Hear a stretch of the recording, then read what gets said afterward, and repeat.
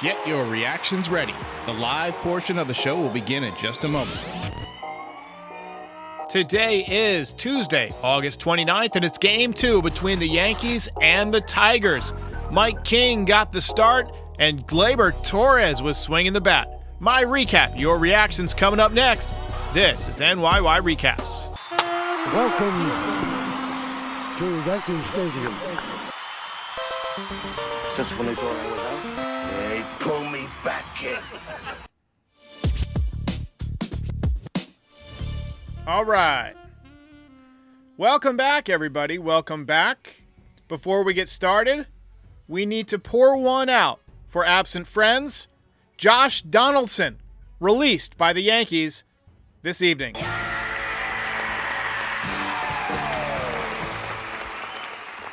Officially ending one of the more bizarre tenures in Yankees history. If Ben Rortvedt turns out to be a pretty good player, there's a chance to save that trade. But right now, all you've got was 2 years of IKF and an occasional glimpse at vintage Donaldson. You had the multi-home run game when he came back off the IL against the Dodgers on Sunday Night Baseball a couple months back. You had the walk-off grand slam last year. But overall, not a good Yankees tenure for Josh Donaldson, and so far you have to grade that trade as pretty pointless. We also found out before the game, interesting move, Yankees put Harrison Bader on waivers. Now, that's not something that affects his roster spot at this point. A lot of players get put on waivers throughout the course of the year. What makes this interesting is the timing. Another team could claim him, and the Yankees could just let him go and go be on a playoff team. And they would save about $1 million in money. Kind of figured they would move him at the deadline rather than practically giving him away. But, you know, they're basically waving the white flag. By the way, you see it on your screen. I'm going to be doing a winter show this year called NYY Rebuild. More details on that coming soon, probably weekly, I would say, and I'm going to try to have different guests on different topics. So if Bader does get claimed, I think it will mean possibly that the Yankees call up Jason Dominguez, and that would be absolutely amazing. You know, apparently the decision is resting in the hands of Hal Steinbrenner right now. He's just got to make the final call. I'd like to make a plea. I'm going to look directly into the camera for this. Hal, if you're listening, we have done so many recaps this year in which the Yankees got 5 hits or less, probably 20 times. Can we please get a little bit of excitement in September? Call up the Martian.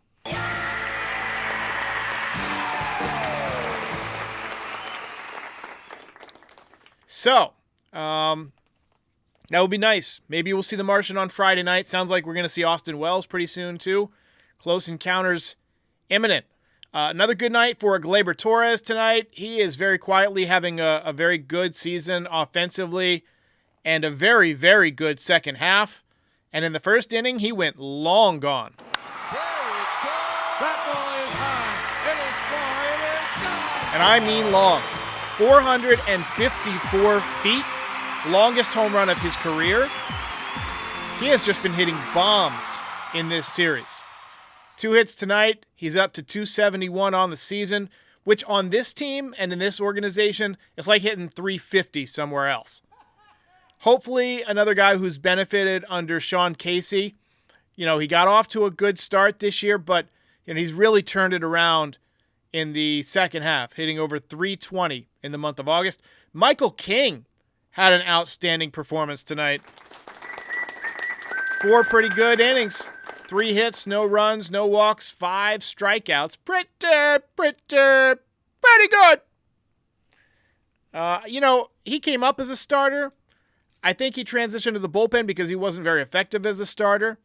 He's been obviously lights out from time to time in the bullpen. I see no reason not to transition him back to a starter now that he's a confident major league pitcher. You know, maybe you found something there. Yankees got another run from Kyle Higashioka a little bit later on. There it goes. That ball is high. It is far. It is gone. Solo shot, 10th of the season.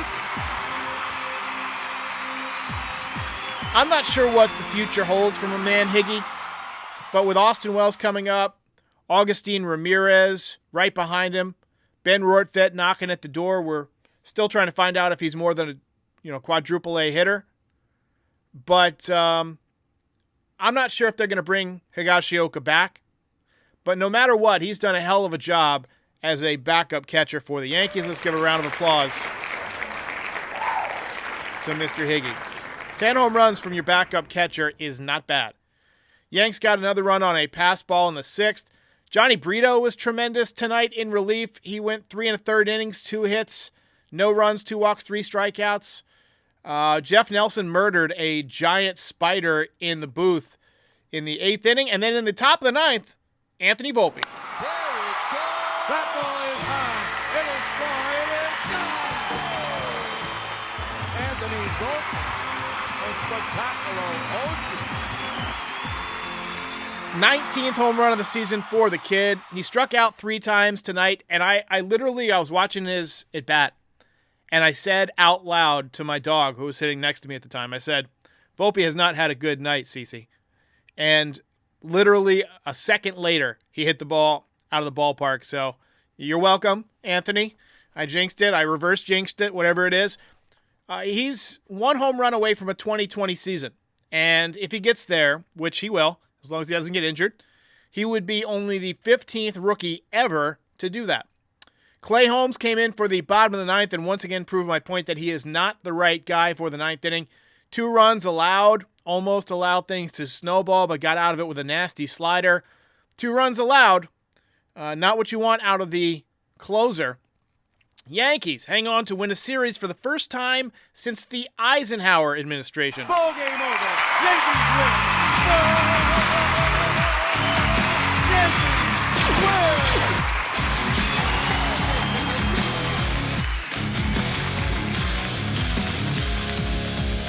You're a winner. Louis Penafiel says, scary moment when they almost broke Gleyber Torres' hand.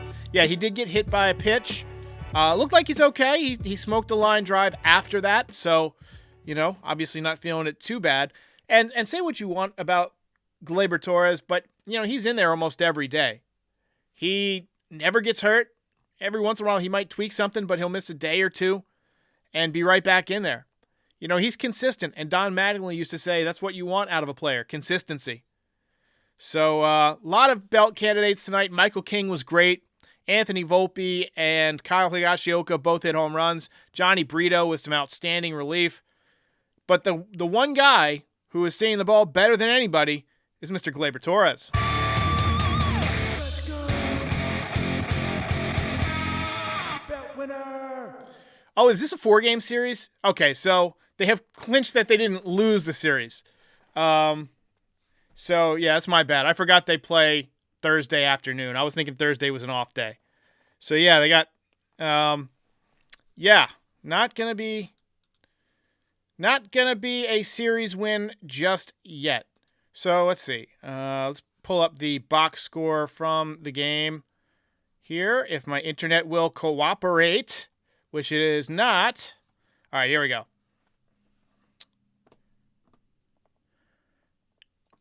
All right, so DJ LeMahieu, 0 for 4 tonight. Judge, 1 for 4. Torres, multi-hit game.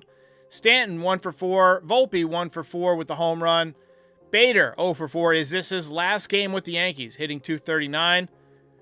You have to call that trade a loss, too. I mean, the Yankees needed pitching this year. They didn't have Jordan Montgomery. Montgomery ended up being a hot commodity at the deadline. Yankees could have moved him at the deadline if they wanted to. Or they could have had him. He's been solid. Higashioka 1 for 4 and Peraza 0 for 3. Pereira continues to struggle, hitting just 107, 337 OPS. It'd be nice if some of the kids would hit. You worry about this. You worry if they're gonna turn it around. Obviously, everybody wants to break out like Gary Sanchez and have that ridiculous start right out of the gate, but most guys have a struggle, and there's an adjustment period. So let's take a look at some more StatCast things tonight. So we got Michael King. His average exit velocity against in the 94th percentile, hard hit percentage in the 96th percentile. I actually hadn't looked at Mike King's StatCast stuff all season long. You just kind of take him for granted. Those are some amazing numbers. For those of you who don't know, on the left side will be blue and on the right side will be red. You want, the redder it gets, typically the better the skill. See, he's got great spin on the fastball.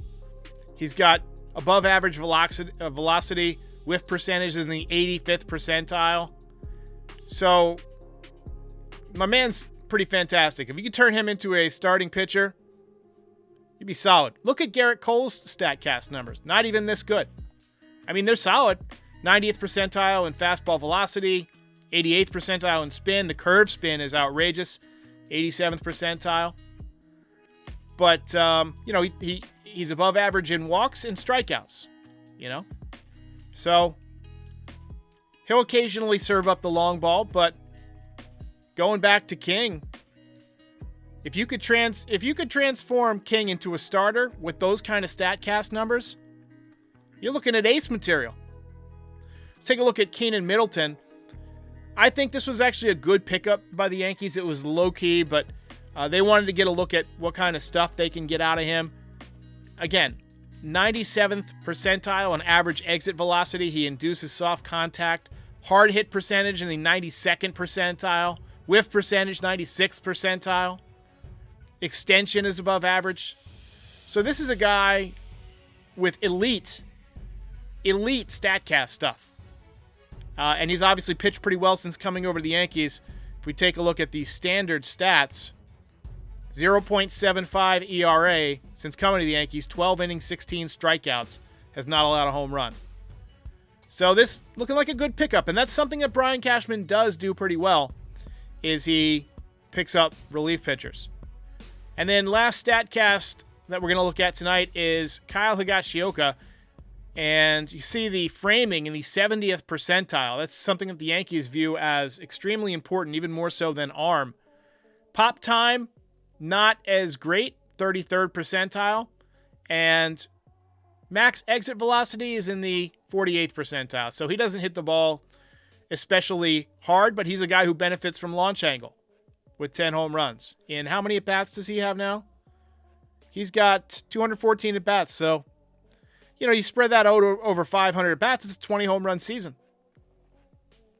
Not bad for a backup catcher.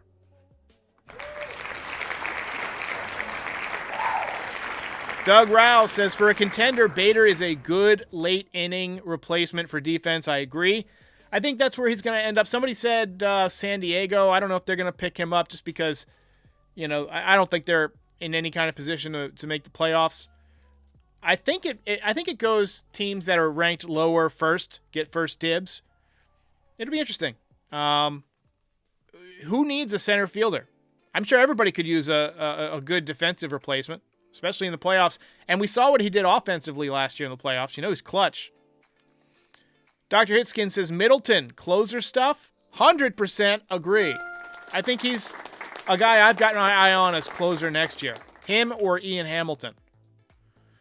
So, Harrison Bader probably gone. I think somebody's going to take him. I'm really looking forward to seeing The Martian. If you want to see The Martian, you can get last-minute tickets on the Game Time app.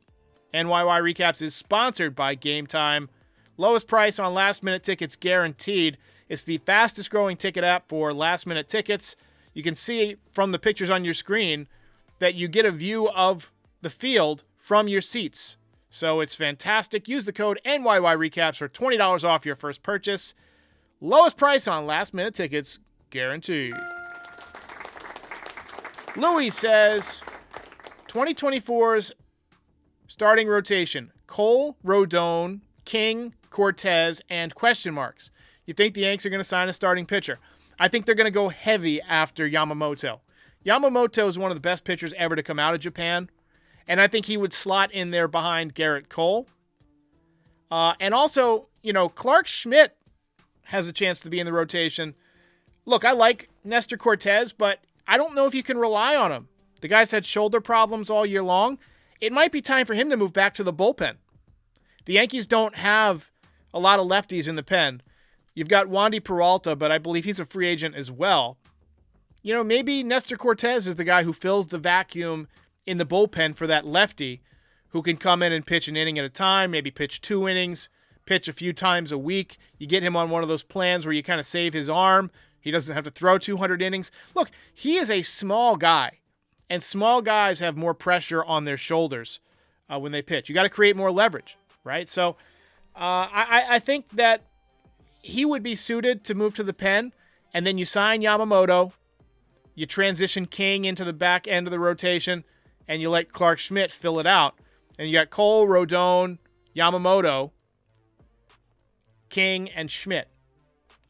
I mean, that's a pretty effective rotation, I think.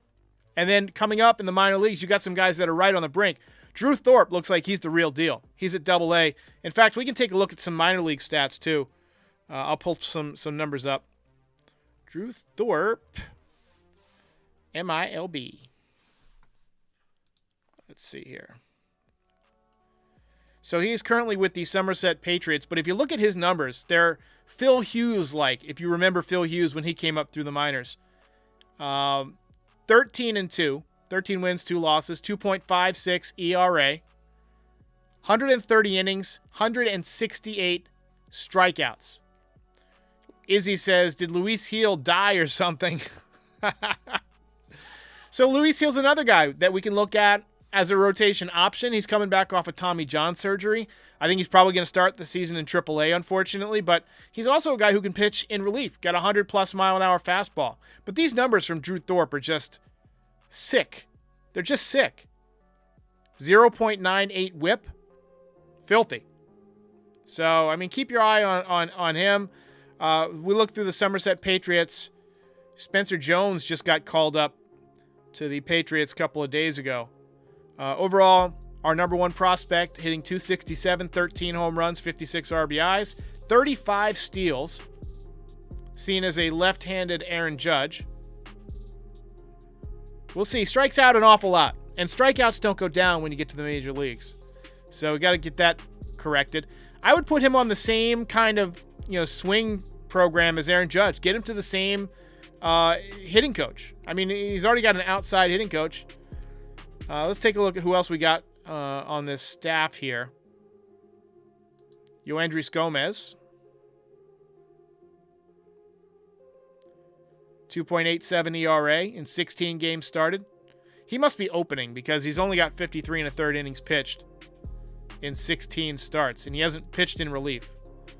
So let's take a look at his game logs. Yeah, you see he starts and throws a couple innings each time. He threw 5 2/3 last, 2 times ago. So that's pretty good. Got to look at some of these young arms and be encouraged. Be encouraged. Game over, man. It's game over. I gotta get out of here. Nicholas Velasquez says Augustine Ramirez, I think, is our future catcher. He's another guy we can look at. You gotta go. Let me pull up his numbers. Most impressive. All right.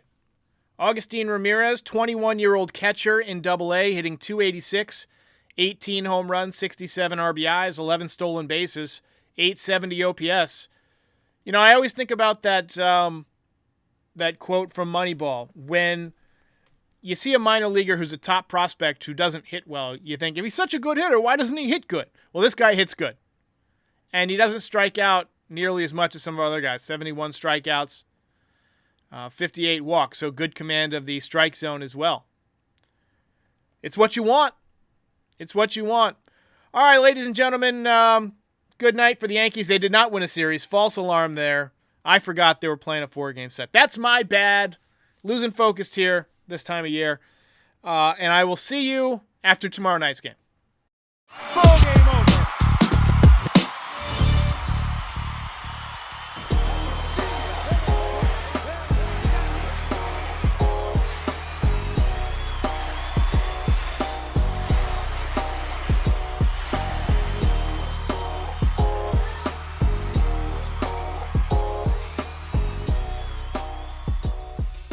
Most impressive.